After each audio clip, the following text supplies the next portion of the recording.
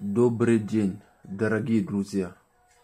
Bonjour le monde, bonjour la famille. Ici la chefferie africaine en Fédération de Russie vous salue. Merci pour vos soutiens. Merci pour vos messages d'encouragement. Merci pour vos appels d'encouragement. Merci. Merci à vous. Un grand merci à tous ceux Africains qui résident en Fédération de Russie, qui ont compris l'initiative de la chefferie africaine. Je viendrai dans vos villes. Je viendrai. Les choses ne seront plus comme avant. L'opportunité, la facilité que la Fédération de Russie accorde aux étrangers, prochainement, vous allez en profiter, comme d'autres. Si les Chinois, les Européens, les Américains en profitent, vous avez aussi droit. Chers Africains, vous avez droit. Pour tous vos problèmes en Fédération de Russie, veuillez contacter la chefferie africaine. Nous sommes là pour vous. Nous sommes là pour vous. Si vous ne maîtrisez pas les lois, je ne sais pas quoi d'autre, veuillez vous rapprocher de la chefferie africaine en Fédération de Russie. Vous avez besoin de tels documents pour telle chose. Veuillez vous rapprocher. Nous sommes là pour vous, chers Africains. Nous sommes là pour vous. Nous sommes là pour vous. Nous avons des projets pour vous. Ne vous inquiétez pas. Je sais que beaucoup sont en train d'attendre ce projet. On attend le projet. Non. Il faut que ceux-là qui sont concernés puissent comprendre la chose. Je vous avais dit dans les premières vidéos que je suis en train de sensibiliser. Est-ce que l'Africain en Fédération de Russie se prend au sérieux?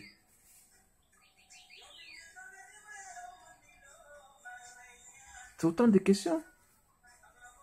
Donc, j'aimerais vous dire, le meilleur reste à venir.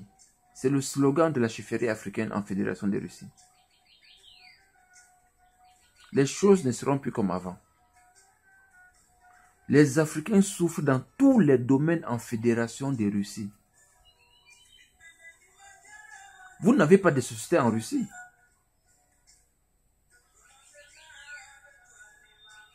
C'est même pas dit que nos frères qui ont quand même quelques magasins, on va dire que c'est rien, c'est quelque chose. Mais on veut encore plus que ça. Vous comprenez? On dit merci à ceux frères qui ont des magasins, et puis des hôtels, et bien d'autres. Merci. On veut que ça soit encore plus. Dans d'autres villes, et puis dans toutes les rues de la Russie. C'est possible. Comme les Chinois. Les Chinois sont partout. Les Chinois ont les hôpitaux. Les Chinois ont des centres culturels. Les Chinois ont leur marché. Les Chinois ont leurs restaurants. Les Chinois ont même leur métro. La station de métro Kitaï-Gorat. Nous les Africains, on doit se lever et puis dire aujourd'hui, nous allons aussi profiter de ce que la Fédération de Russie met à la portée des étrangers. Au lieu de passer tout votre temps, la Russie est montée, la Russie est descendue, la Russie doit quoi à l'Afrique?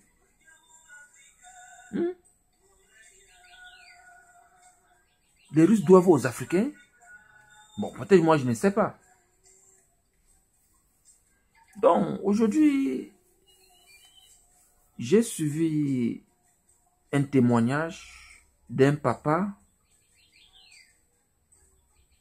que je voudrais appeler un sage.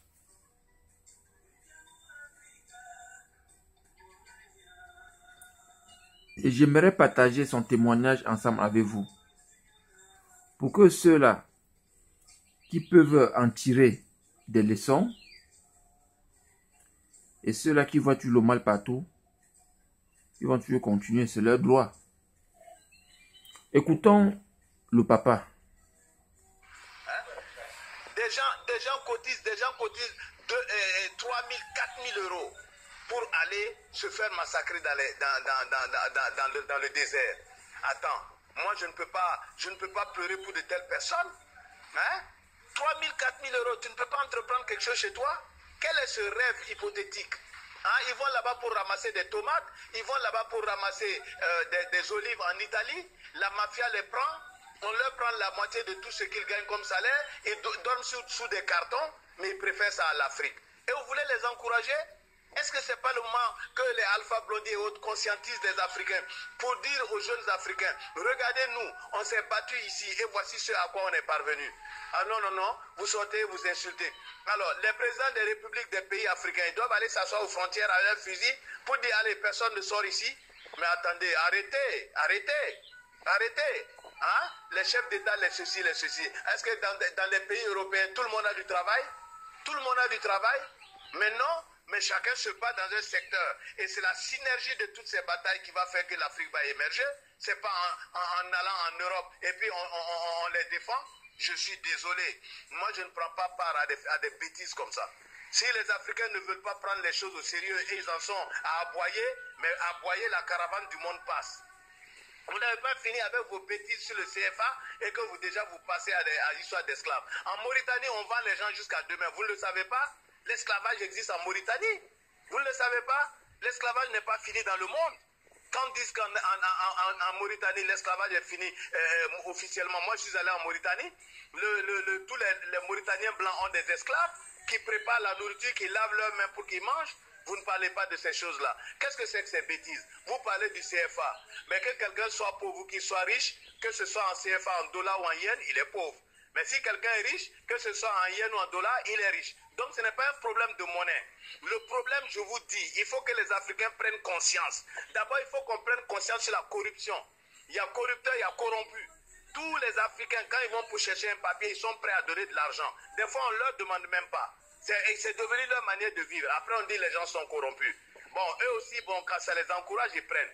L'Afrique doit prendre le taureau par les cornes. Arrêtez les jérémiades. Le monde s'en fiche. Il faut que nous comprenions que c'est par l'éducation. Nous n'avons pas envoyé nos enfants pour aller étudier dans les pays européens. Nous devons faire en sorte. Ce n'est pas des masters et autres que nous cherchons. Nous devons chercher des ouvriers qualifiés dans tous les domaines, dans l'électronique, dans la mécanique, dans l'agriculture, dans la médecine, etc. Et lorsque nous avons des ouvriers qualifiés, vous allez voir que l'Occident va délocaliser dans nos pays. Et s'il délocalise dans nos pays, ça donne du travail à nos enfants. Ils n'auront pas besoin de s'expatrier. Votre système éducationnel est nul et zéro.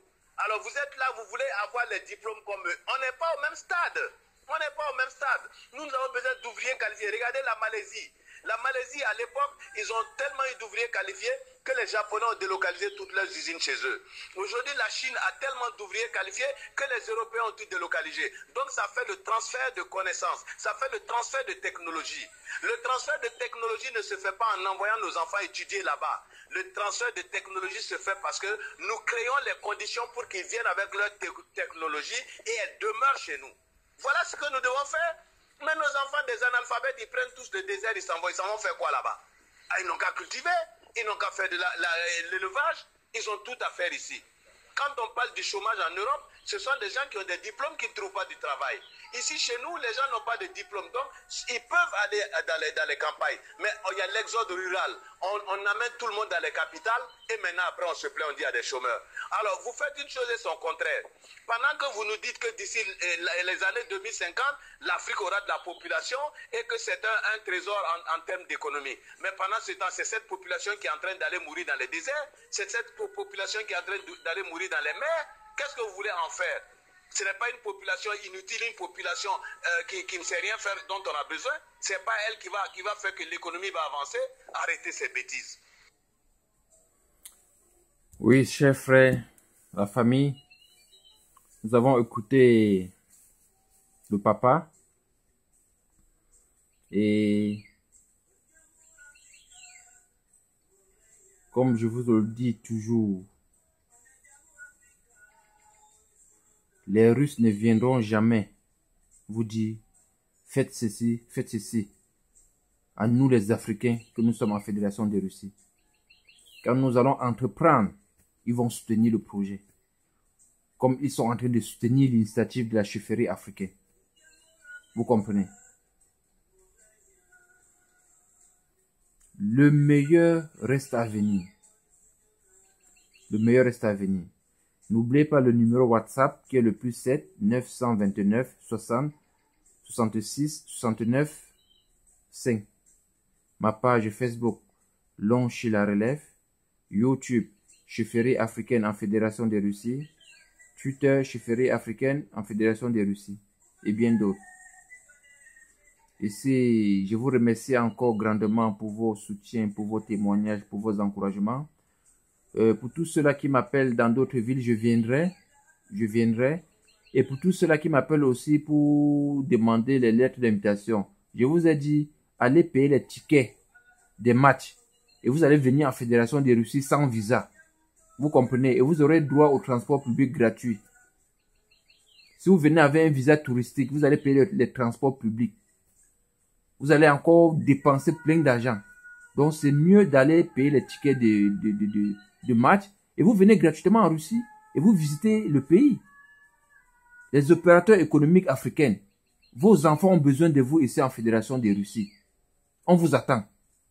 Merci de m'avoir écouté. Restez des nôtres. Le meilleur reste à venir. C'était la chefferie africaine en Fédération de Russie. Merci.